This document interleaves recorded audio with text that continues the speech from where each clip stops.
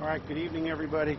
Thank you all for your patience. First and foremost, I want to just say, right off the bat, that no officer has died, and folks are trying to start those rumors, so I want to say that right off the bat. Before I make some specific comments on what occurred tonight, Mayor Turner and council members here, Mayor Turner will open up the briefing. Mayor? Let me just start off by saying that this has been a tough day for our city.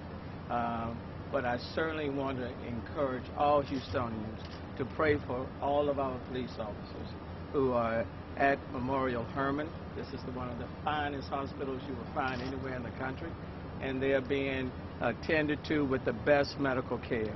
So pray for all of our police officers. I will tell you, one of them is either will be discharged if it has not already been. That's good news. And for the others who will be remaining here at the hospital, pray for them, and pray for their families. Pray for their spouses, their children, their parents, all of their loved ones, and there are many loved ones that are on the road, en route here.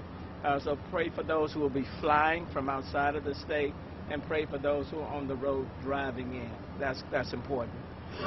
Let me also thank EMS and the fire department for the work that they did in getting all of them here to this hospital in very quick time. Let me tell you, let me commend EMS, Chief Pena, the fire department, all of them who responded to our police officers in their moment of need and got them here in very fast time so that they could be attended to. I want to thank the Houston Police Department and others for clearing the roadway, for clearing the freeway, so that they could bring them, get them here so they could get the care that they desperately needed in a very quick fashion. And then I just want to thank all of Houston for just offering their prayers. Let me just say this. Our job is to keep people safe in our city. And I want to be very clear, is that, we do not tolerate any sort of activity, whether it's drug activity, drug trafficking, whatever it may be. We don't tolerate it in our city. That we want to work night and day to make sure that our city remains safe. We don't want anyone injured in any manner, whether it's a person that's on the street, or whether it's a police officer, whether it's a firefighter, a first responder, whoever it might be. And so I'm just very grateful and thankful for everyone who's come together in this moment. I want to thank the members of City Council who are here standing as well tonight, who have left their offices or their homes to be here. I want to say a special thanks to each one of the City Council members.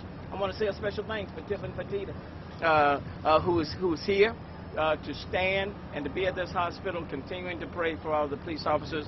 And I want to thank all of you for the coverage that you have provided. But and the medical staff. I really want to thank the medical staff here at Hermann Memorial. They are just incredible, and they are giving some fantastic care to these police officers. So, Chief, let me turn it back over to you. Thank you, Mayor, and thank you for always. One of the calls you never want to get as a chief is you've had officers shot, and one of the calls you never want to make to a mayor, to a family member, is that officers have been hurt. So I'm going to go over the incident real quick, and we've had a second officer involved shooting in Northside, and I don't know if you guys want to hear about that or not, but I want to focus initially on this first shooting. So at about 4:15 p.m., a narcotics group 15 from the Houston Police Department, who was working an investigation involving the sales of narcotics out of a residence in the 7800 block of Hardy Street, responded to Hardy Street as a team of about a dozen narcotics officers and about a half a dozen patrol officers from the East Side Division. The patrol officers were there to provide support and obviously to provide the uniformed presence for this operation. Shortly before 5 o'clock, the narcotics officers attempted to serve a search warrant on the location at 7800 Hardy Street.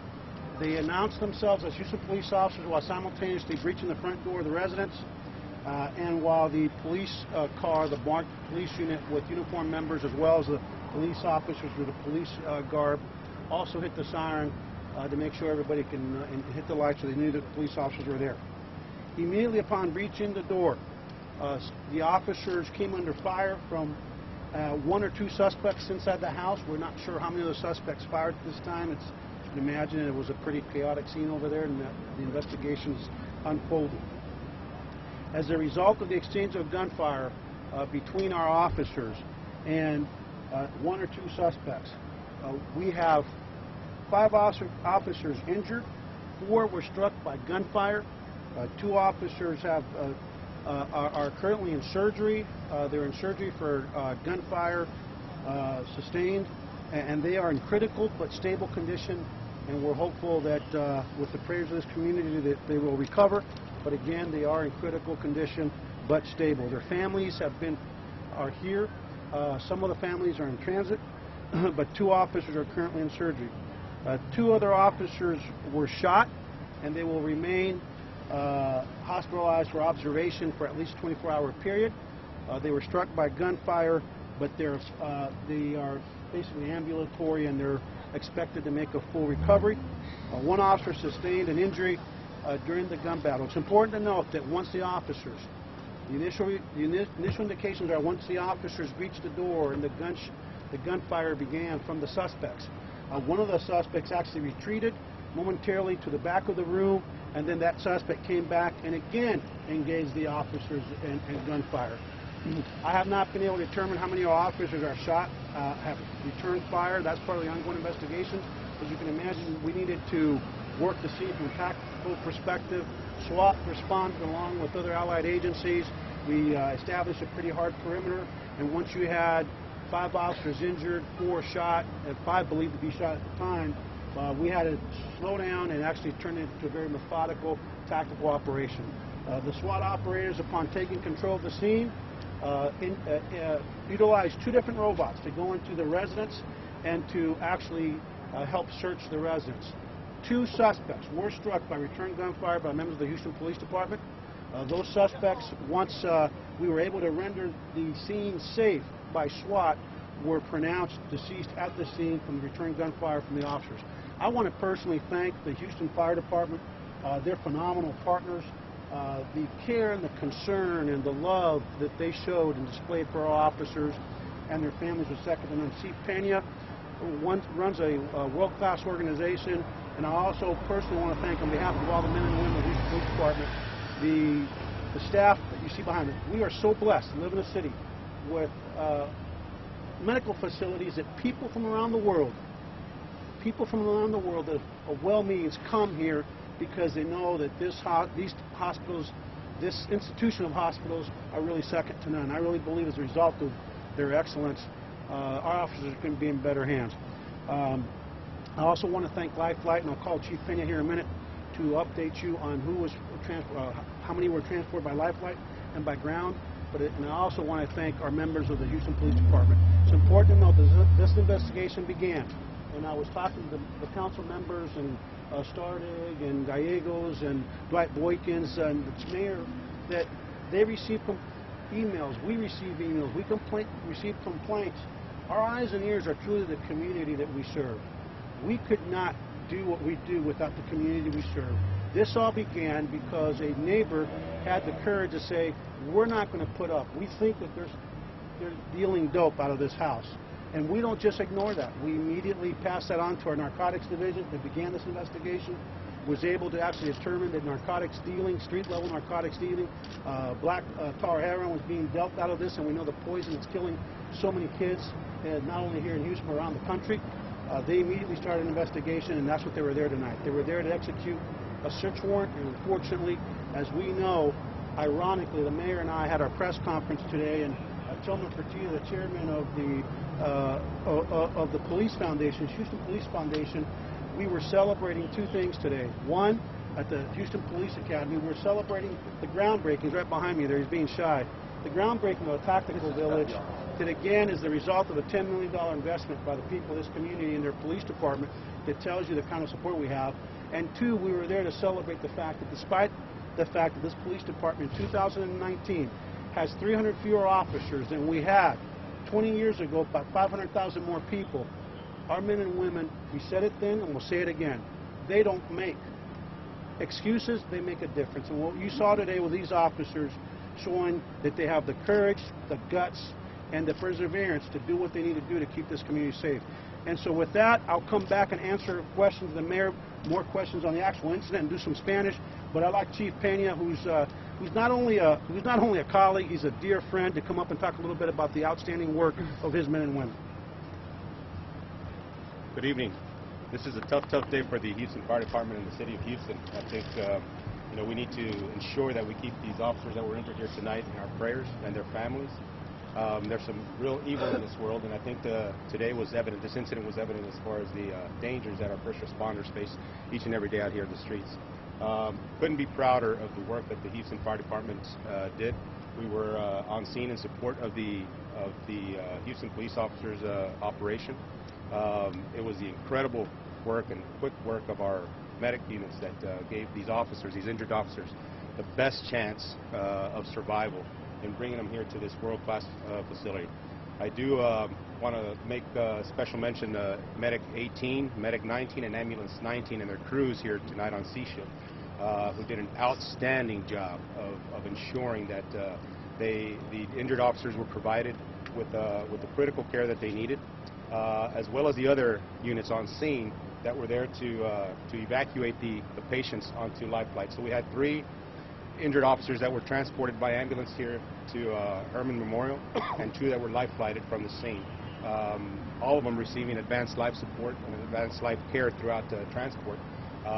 We got them to the hospital in critical but stable condition, and again, we're praying for these officers to pull through.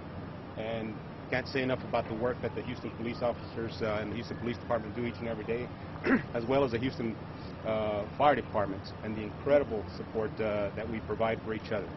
So with that, we'll be available for any questions.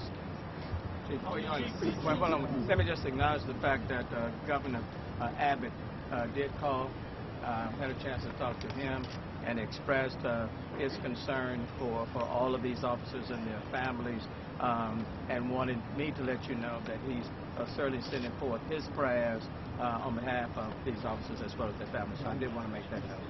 Chief, the 2 officers were critical. Where are they? Say again? The 2 officers. They both were struck in the neck area. On fire. Did they make it inside the house? You know what? That's part of the investigation. We know that they breached and they came under fire right away. Let me just say that to the media real quick. I just got reports a minute ago that somebody's already found the house of one of these officers and showed up. That is irresponsible. These are narcotics officers that work undercover. They do not need the media out in front of their house. So it's not helpful, and I don't think it's appropriate. So if you're that station, whoever you were, please don't just get out of that area. These guys all work undercover.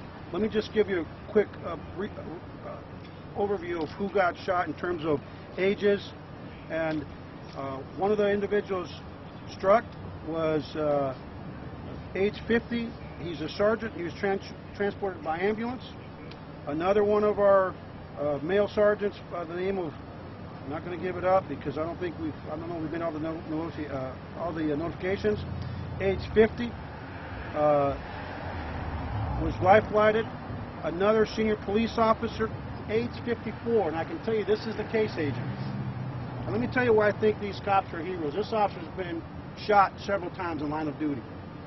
And while most people would call it a day after being shot and surviving, this man is 54 years old.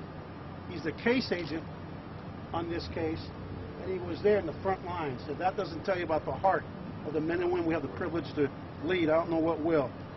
He's 54, and he's been on since 1984. The first one since 1993, the second one since 1991.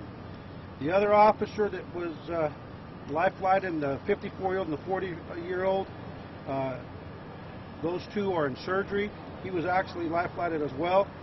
And the last one is 33 and is transported by ambulance. The officers that returned fire at the scene are being debriefed by the Special Investigations Unit, by Internal Affairs. The Harris County District Attorney's Office is on scene at the officer-involved shooting, and they will be working with us, or Civil Rights Division, to ensure that all policies, procedures, and law were followed. With that, I'm going to let Joe Gamaldi, who's in times like this, sometimes what we can't do, the Houston Police Officers Union do a phenomenal job of being partners with us, and I'd like to have him say a couple of comments on behalf of the Police Officers Union. First of all, let me just thank the community. The outpouring of support has once been amazing. It shows why Houston's the greatest city in the world. I want to thank Lieutenant Governor Dan Patrick, who already contacted us to make sure these officers are doing all right. And I want to thank all of our partners at HFD, all the officers out on that scene, who all played a crucial role in getting them down here. And certainly thank you to the medical staff, the world-class medical staff here that are taking care of our officers.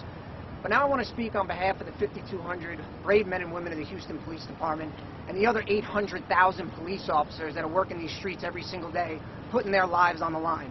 We are sick and tired of having targets on our back. We are sick and tired of having dirtbags trying to take our lives when all we're trying to do is protect this community and protect our families. Enough is enough. And if you're the ones that are out there spreading the rhetoric that police officers are the enemy, well, just know we've all got your number now. We're going to be keeping track of all of y'all, and we're going to make sure that we hold you accountable every time you stir the pot on our police officers. We've had enough, folks. We're out there doing our jobs every day, putting our lives on the line for our families. Enough is enough. Now, please, keep these officers in your prayers. We'll open it up to questions, or I can do Spanish real quick. Two suspects total, or three suspects? There are two suspects that were shot and returned gunfire were they pronounced at the scene. What kind of weapons do Two the suspects suspects. have, Chief? Semi-automatic is all I have. I don't have anything other than What can you semi-automatic. tell us about those suspects, their background, their I criminal can't tell record? you anything other than I know that because we had a search warrant that narcotics activity was going on in that residence, specifically the sale of black tar heroin. Is there gang activity related as well? We don't. That's part of the You investigation. said one officer was not shot. Semi-automatic pistols. One officer. Was not shot. Out of the 5 officers, 4 were shot, 2 critically that are in surgery, both shot in the neck. But they're stable, thank God. The mayor and I talked to the surgeon on the way out, and one was an injury that's not from gunfire. What kind of injury? It's a knee injury. When you're getting shot, people are moving in all kinds of directions, and when there's a lot of shots being fired at you, and you get 4 officers shot, 5 officers shot. That's a lot of gunfire that came our way. Do you know if any of the officers were injured by friendly fire? No. No. I mean, And can you tell us? let me just say this right off the bat: we don't suspect anybody being struck by friendly fire. I don't expect, because our people are really well trained. Even though in these very dynamic situations that certainly can happen. But if an officer was shot by friendly fire, the only people responsible under the law and morally are the people inside that residence that decided to take shots at police officers executing a lawful search warrant. What else? ¿Cuál es la situación en ese momento en esa comunidad que es altamente hispana? ¿Qué mensaje tienen para la gente ahí y sobre el estado de salud de los? Bueno, la comunidad hispana, queremos que sepan que tenemos un gran orgullo que la comunidad vio que había, pensaban que estaban vendiendo drogas en esta casa en la calle que le dije hace un ratico. La comunidad tuvo el coraje para decirnos, por favor, no queremos esta actividad en nuestra comunidad. Nuestros oficiales, que son héroes, inmediatamente la división de narcotraficantes de narcotics empezaron una investigación, determinaron que estaban vendiendo heroína, lo dije bien, en esa locación. Tenían orden de la corte para entrar y buscar las drogas, y casi a las 5 de la tarde de esta tarde, como una docena de oficiales de investigaciones narcotraficantes de narcóticos fueron a entrar a la casa. Cuando abrieron la puerta, inmediatamente 1 o 2 sospechosos comenzaron a disparar a los oficiales. Los oficiales también dispararon para atrás. Uno de los sospechosos se huyó para atrás a otra habitación, después salió de nuevo disparando más a los oficiales. Tenemos 5 oficiales que fueron desgraciadamente heridos por las armas de fuego de los sospechosos. 2 de los oficiales fueron heridos en el cuello y están en la seguridad ahora mismo que estoy hablando. Gracias a Dios, aunque están en condiciones críticas, pero también no pensamos que van a morir. Les suplicamos a la comunidad, le damos las gracias por sus oraciones. Por favor, sigan orando por nuestros oficiales, y las gracias al alcalde, a sus colegas, a todos mis colegas, especialmente al jefe Sam Peña, los bomberos, también el Life Flag que llegaron. 3 de los oficiales fueron traídos al hospital por el helicóptero del Life Flight aquí del Herman Memorial. Y gracias a Dios vivimos en una ciudad que tenemos un departamento policial que no tenemos muchos policías, somos pocos, pero tenemos gran corazón y no tenemos miedo a combatir el crimen. Y quiero que sepa que uno de los oficiales que está en la seguridad ahora, esta es la cuarta vez que ha estado herido por armas de fuego en su carrera. Es un hombre de 54 años y muchos después de una vez no quieren trabajar, pues él sigue viniendo al trabajo y haciendo el esfuerzo. Los oficiales que fueron heridos, uno es de 54 años, como le dije, que era el agente, otro fue de 50 años, otro de 50 años, uno de 40 años y uno de 33 años. Los sospechosos son, pienso que son hispanos, no tengo su identificación por ahora, pero hay dos sospechosos que aparecieron en la escena. La situación, ¿cuál es la situación en el 7800 de Harding? ¿Está No, controlado? 7000 ¿qué? 7800 de Harding, ¿está controlado? No, es en sí, 7800, sí. Está todo controlado. The scene at 7800 Harding is stable, it's under control. All we have now is an investigation going with our partners. What Okay? can you tell us about the suspects? I don't have anything on the suspects. Anything? No, I don't have anything. It's part of the investigation. De los oficiales que usted dijo que, de los cuatro, usted dijo que uno estaba en cirugía que tenía 40 años. Hay dos que están en ¿Cuál es el seguridad. segundo? Hay dos que están en seguridad que fueron heridos en el cuello.